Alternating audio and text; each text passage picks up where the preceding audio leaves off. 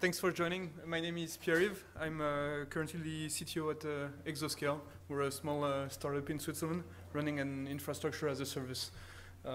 We're a provider and we have data centers deep in old army forts in mountains.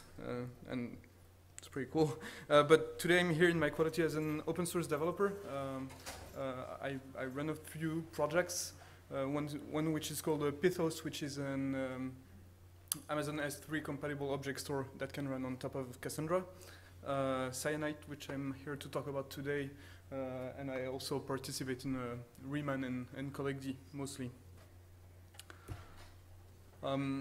There's a few things I want to touch on today.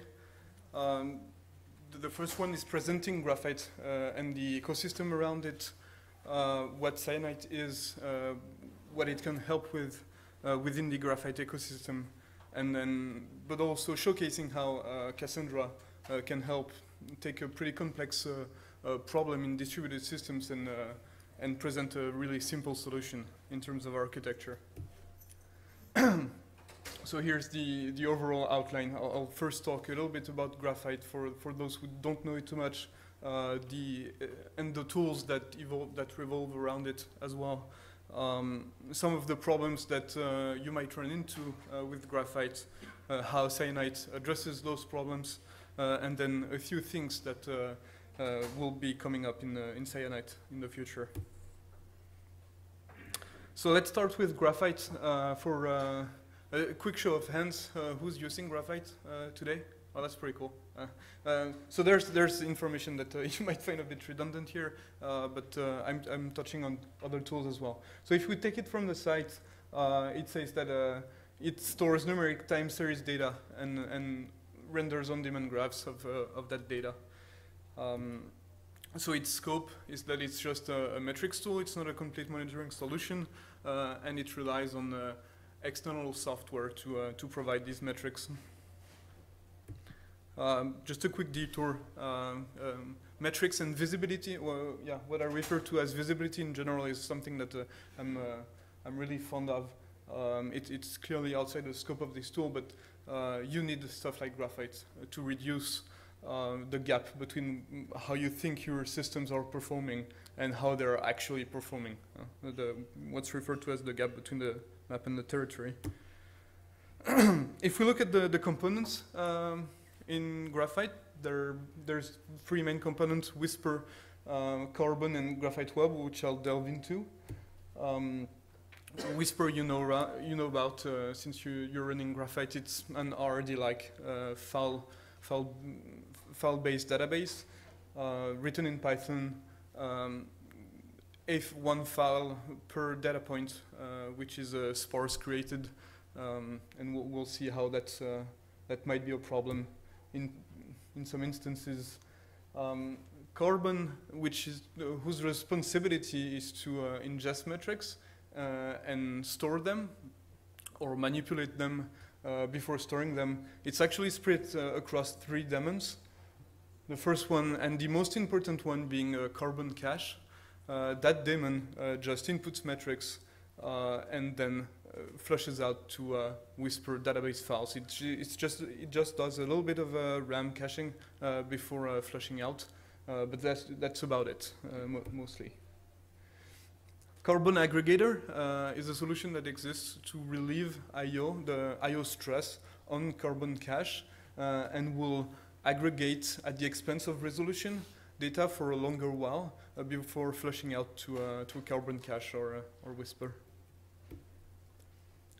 And then the third one is Carbon Relay, whose main goal is to provide a solution for replication and sharding of in Graphite, and we'll see how that might pose a bit of a problem. Its basic underpinnings is that it forwards metrics to Carbon caches or Carbon aggregators using the Pickle Python serialization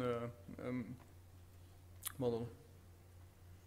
And then there's Graphite Web, which is a probably the killer Django application. It's one of the oldest out there. It's a simple based HTTP API, and it comes with a rather bulky JavaScript client for that HTTP API, which provides a composer. One of the interesting features of Graphite API, Graphite Web, sorry, is that it does graph rendering, and it also provides a small DSL to manipulate data. And you can see a few examples here. So what it actually does is queries one or several Whisper locations for time series data, and then it can manipulate data doing simple sums, percentages, as you see, but it can even go so far as to compute Holt Winter's confidence bands for for time series and provide aberration values, for instance, when you grow out of the confidence band for a time series. In terms of looks, that's what the composer interface looks like. You also get dashboards, since Graphite Web is a Django application. It persists configuration to a SQL database. For instance, if you want to store saved graphs for authentication and authorization, and also if you have dashboards such as this one, it can store the composition of the dashboard as configuration as well. So you end up with this rather simple architecture to start with, where you have this the metrics that come in that go to Carbon cache that are stored in Whisper databases, and then Graphite Web accesses these files directly and its configuration in MySQL to render the graphs on demand. So that's rather simple. Recently there's been an effort to increase modularity in Graphite to provide other storage methods than Whisper. There's an in-project effort that's called series, and there are other efforts, as we'll see. And now it's a bit easier to interact with Graphite Web with the external modules. In Carbon, the work isn't quite done yet, but it's coming around as well. So before we move on, a few words about the ecosystem around Graphite and since it only does ingestion and rendering, there's a lot of tools that have come up and that now construct a healthy ecosystem. I think one of the most well-known one is StatsD, originally an Etsy project in Node.js. It's a small daemon that listens on UDP and TCP, and that you can send arbitrary timers, gauges, and counters to that will aggregate in n seconds, typically 10 seconds or 30 seconds interval, and then flush out to Graphite. And you can see a few examples like in Pretend Ruby down there that can help you count, for instance, the number of open session. Since that's a counter, what you're going to get is a 30-second rate of session opening that's going to be pushed out to Graphite. Supports gauges as well if you want to just have a gauge of currently active sessions, and the same goes for example, if you have background processes that you want to know how long they take to execute. Timers work rather well for this. Collectd is another one of these very popular Graphite companion. It's a rather generic tool to do system metric collection. It really has any type of metric you might want to look into in terms of system metrics, but it also has a very wide array of arbitrary plugins for any type of metrics, really. And it also has a wealth of destinations, one of which is Graphite. And as you can see, it's rather easy to get up and running and with the system collection and then shipping out to Graphite. Recently, there's been an alternative to Graphite Web that has that's increasingly popular. It's called Graphite API. Basically, it throws away the persistence of configuration that you have in Graphite Web. It's not a Django application, it's just a small Flask API. It shares the data manipulation code, so you'll get the same DSL that you have in Graphite. And it's mostly been done to interact with Grafana, which is a new composer and dashboard interface for Graphite data, which was built and inspired by the Kibana Logstash interface. It optionally can persist its configuration and dashboards to Elasticsearch, so which is why Graphite API didn't go and implemented it. The last one I wanted to talk about, and I'm a bit biased here, is Riemann, which is a distributed system monitoring tool, which can both input and output Graphite metrics. But here we can see how it can be used. It's configured in Clojure, and you can compute pretty complex things with it. Usually it's done for alerting as an alternative, for instance, to Nagios, but it's also interesting when you want to have an historic of data to push out to Graphite.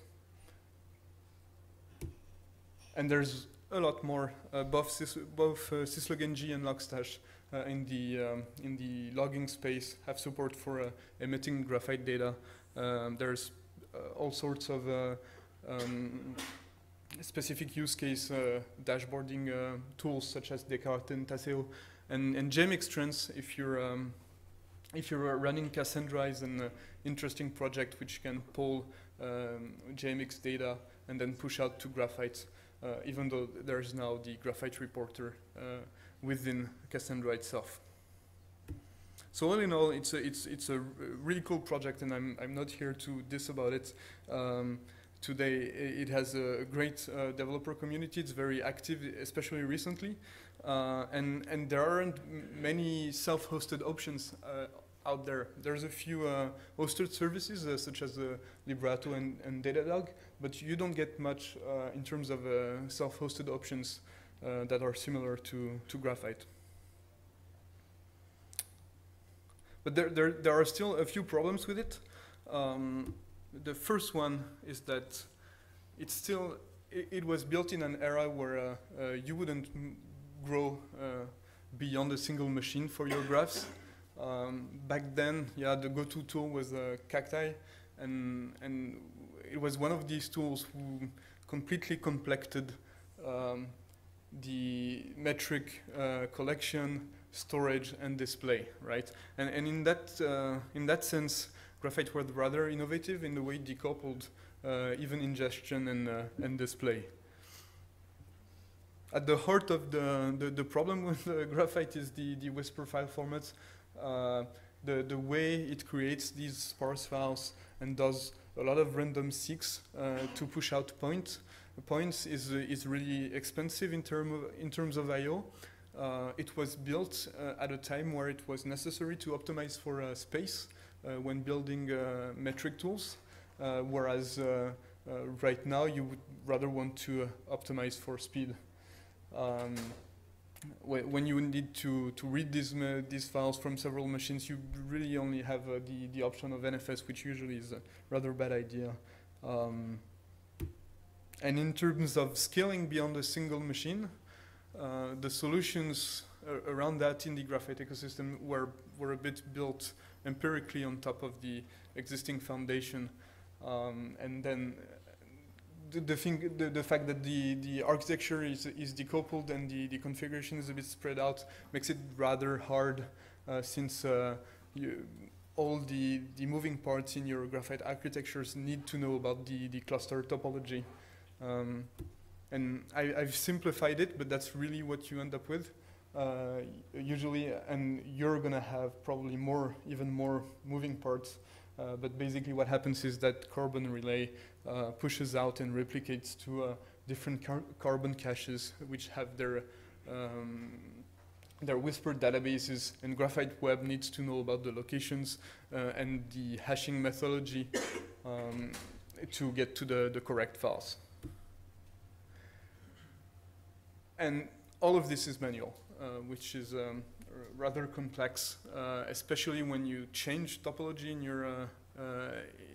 your metric cluster.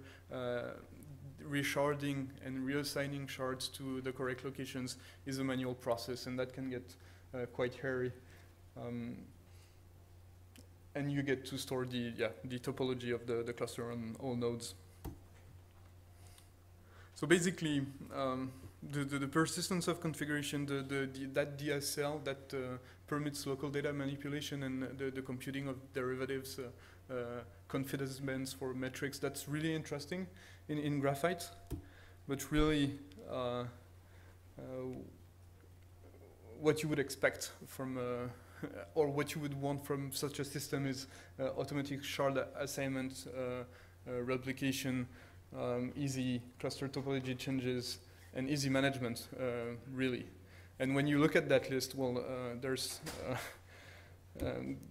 Cassandra seems like a good fit for it, and that's basically how Cyanite started, in saying that it's a great database for time series, Cassandra, and Graphite and the ecosystem around it are a great tool to manipulate metrics. So let's see if it's possible to bridge the two, and that's how it started.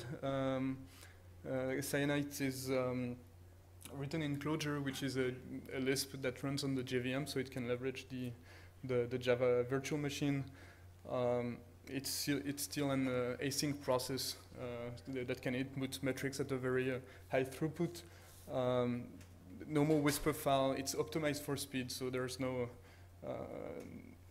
craziness in terms of pushing out metrics, and you get all the benefits of Cassandra with it, especially the fact that it becomes horizontally scalable.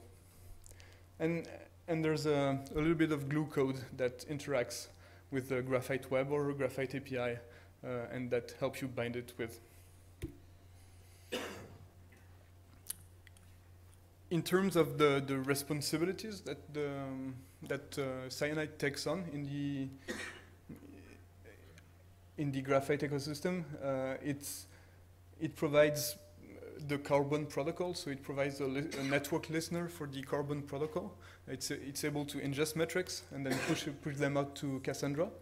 And in terms of API that it presents, it provides a way to retrieve time series, but also to retrieve the names of metrics that are available. And that's basically all that you need to have a working Graphite compatible API. And that's implemented as two protocols, the metric store, which just stores the metrics, and a path store that stores the name of the metrics. And for the path store, there are two options, one that's in memory and one that goes to Elasticsearch down the line. We'll see that this might go to Cassandra as well. The rest is completely unchanged and relies on the existing Graphite tools. So as far as configuration is concerned, the idea was to take a page from what Cassandra did, go to a rather simple configuration file format that everybody knows, YAML, and that's easy to produce from your favorite configuration management tool. As you can see, there's you just get to say where the Carbon protocol should listen on, where the Cassandra cluster lives, and where the HTTP service should be brought up. And then the bulk of it is just to define what type of resolution you want for your metrics. So here we're saying that we're storing 10 points at 60,000 points at 10-second interval, and then 2 years of points at 10-minute interval. And that's those are our two resolutions. In terms of interacting with Graphite, it goes through that Graphite Cyanite glue code, and when you're running Graphite API, you just hook it up in its YAML configuration with the Graphite Web. It's rather straightforward as well. So the things that we set out to do with Cyanite is to try and remain really simple, and in the case of Cyanite, simplicity is achieved through statelessness. Really try not to have to manage state within Cyanite. Optimize for speed if you want to remain really resource efficient in terms of disk.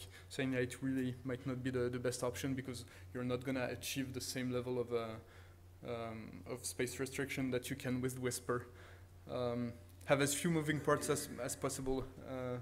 Be multi-tenant, which the schema allows but isn't exposed in the tool right now.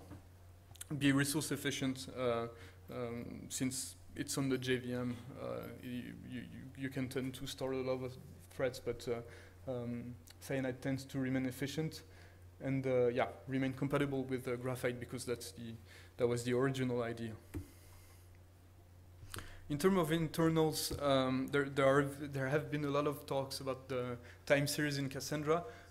It's a great database for this. It's great for high write to read ratio workloads.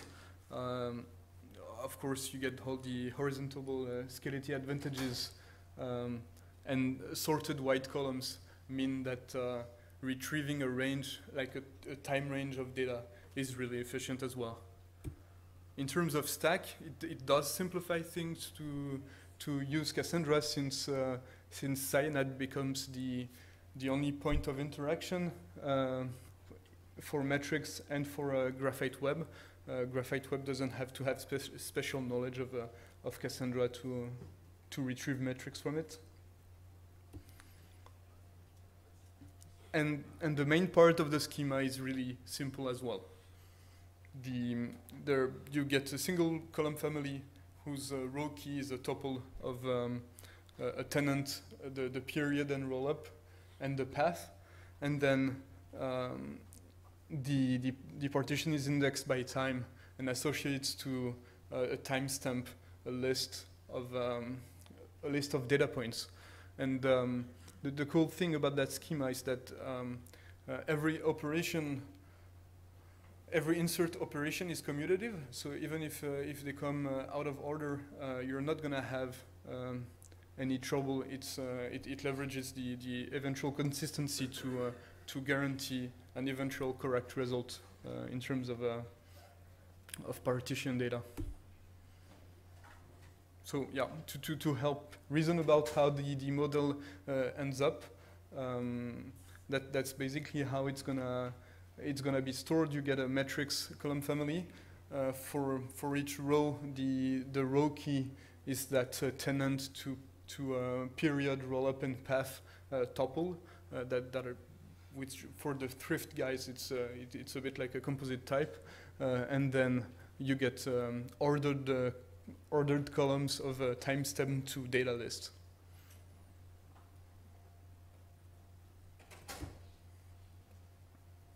All right. So in terms of future improvements, there's a lot of things that we have on the map for Cyanite. It's not going as fast as we would like it to, but it will be nice to implement the DSL within Cyanite as well, because that can remain a stateless thing, and that could actually be rather fast and would simplify the stack and the deployment of Cyanite. It would remove the need for a Graphite API or a Graphite Web, especially when deploying Grafana, which is that JS Kibana-like interface. And working on that multi-tenancy front end. So the multi-tenancy is rather easy to do from the front end and consumption perspective. It's rather easy to provide an HTTP API that's authorized and authenticated. In terms of Carbon, we just have to decide which route we go. Like, for instance, you can, because the Carbon protocol is really just a text protocol where you say metric name, metric value, and timestamp. That's it. So that how exactly we were going to implement this so it's configurable and makes sense remains to be decided, but shouldn't be too long. As I was saying earlier, there's this horrible reliance on pickle within graphite between graphite relay and carbon relay and carbon caches. And pickle is this serialization protocol that's really dedicated to Python and that can help you freeze and thaw Python objects mostly. So what goes on the wire is frozen Python objects that represent a metric. So I had to go to the trouble of writing that support for that serialization protocol in Clojure, and which is now done and works with the and is able to thaw pickle carbon data, but the integration in Cyanite itself to spin up a carbon pickle listener isn't done yet. What this will allow, I mean, it's not just out of sadomasochism, but what this will allow is using carbon relay to diverge traffic to Cyanite. So basically because most people who have graphite in production rely a lot on it, right? It's probably tied up to your alerting, and that's what you look at all day to make sure your systems are running properly, so you don't want to jump to Cyanite and figure out, well, that's not what I wanted, because that would be a huge cost. Being able to spin up a carbon relay that directs to your standard graphite infrastructure at first and diverges traffic to Cyanite as well, so you can have both systems for a while, would be rather worthwhile, and which is why this is high on the priority list right now. Other things on the map are alternative input methods. The first one would be to support input queues, queues as inputs, and by queues I mean Apache Kafka and RabbitMQ, which would be the nice contenders. CollectD supports pushing out metrics to Apache Kafka and RabbitMQ in graphite format already, so the consumption part would be really nice to have in Cyanite.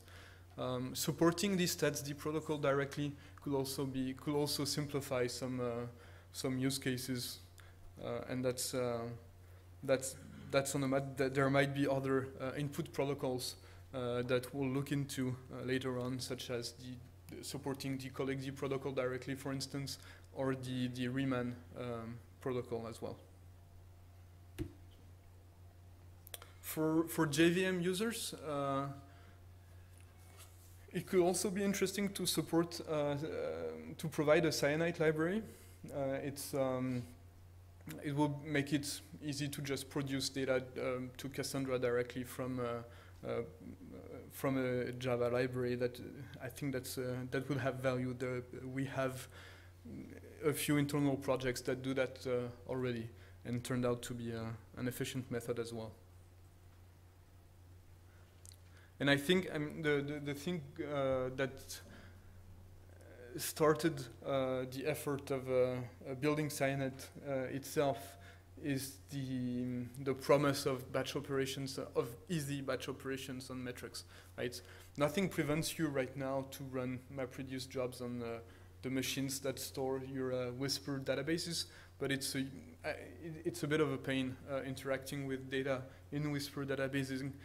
Databases isn't that easy. With the Spark integration in Cassandra, for instance, it would be rather easy to do either streaming or batch computing on your metric data, and that can enable things like looking at a whole lot of data when building your confidence band for metrics, and when you're dealing with metrics you don't know much about. That allows you to build relatively secure confidence bands and basically have dynamic thresholds that you can alert on if you re-export them, for instance, in Riemann, and then take decision and alert when you're out of the confidence bands. And that's about it. I went much faster than I expected, but a few takeaways from this is that in just over 1,000 lines of Clojure code, we were able to go from a rather complex situation with all these moving parts that compose a sharded Graphite infrastructure to something much more lean. The scaling strategy is now really simpler, and it's a building block for a lot of exciting things, such as that batch operation on metrics I was discussing. And yeah, in terms of technology creep within your infrastructure, if you're already running Cassandra, well, it's nice for the ops team to have less moving parts and less technology to reason about. And yeah, that's about all I had to say about Cyanite. Just a few thanks. Max Penet, which was a neighbor of ours, we're from Lausanne and is in Geneva, built the great Alia and Hate library, which provide a very idiomatic Clojure wrapper around the Cassandra, the DataStax Java driver for Cassandra, which was really useful. And Bruno, which is a co-worker of mine who worked a lot on the glue code between Graphite Web, Graphite API, and built Graphite Cyanite. We're now both Graphite project members as well, and there will be a lot more integration in the future between all these tools. And yeah, well, that's about it for me. So if you have any questions, I'll take them. Thanks.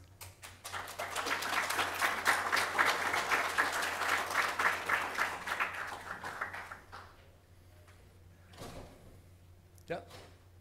Do you have an idea about storage consumption versus Whisper? Yeah, it's horrible. So there's one thing that so it's horrible because of this.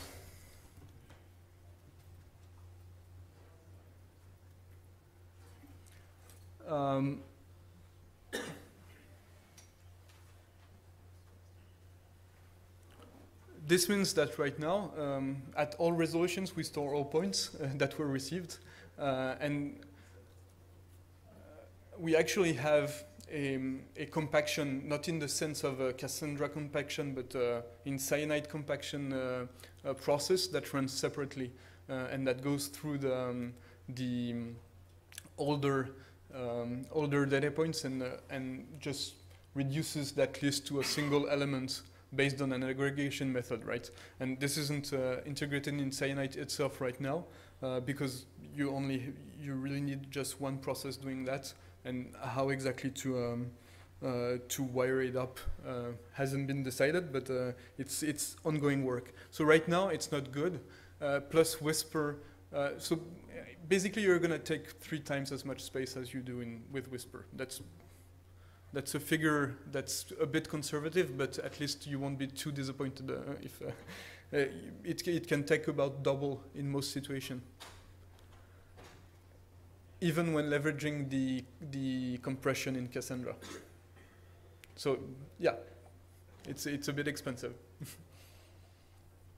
Let's say you have like tens or hundreds of nodes emitting metrics. Would you recommend that there's a step kind of in between that pre-aggregates them before it ships them off to Cyanite?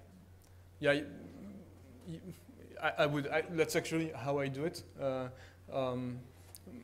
My metrics are mostly emitted through a queue and then computed by Riemann.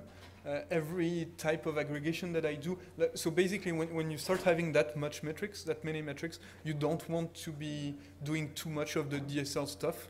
You want your historical queries to be pre-computed. Oh, no, sorry, I meant when inserting metrics. Yeah. So, So you want to be pre-computing the derivatives and stuff, and then flushing out at regular intervals to Graphite. So yeah, I would recommend having that. Question. In the schema, the data list double, is that the actual values? Yeah. Isn't there a limit to like 64K or something that you can store in there? Yeah, but like, is that well within the limits that Graphite typically rolls out? yeah, but usually you don't run into it because I mean there's never gonna be like that many points, right? If you usually there's just one, depending on for the lower resolution, and then for the higher resolutions, for instance, if you go from 10 seconds to 10 minutes, you're gonna have 60 points in there. That's it. Have you done any benchmarking for performance? Like how many metrics an hour have you jammed through this thing? Yeah, well, right now it hasn't. No, not just empirical. It'd be cool to see how Yeah. many through it. Which is exactly why we want to move forward with the carbon relay stuff, because in many environments we now have access to. There's the it wouldn't be possible to flush out, but there's been a few efforts, and it goes. There's been a few efforts which have shown that it's much faster than the existing possibilities of graphite, but that's not much of a surprise, right? So yeah, very empirical for now. Yeah, we typically see that the I/O bus in the machine is what blocks you. Yeah. With the existing daemons.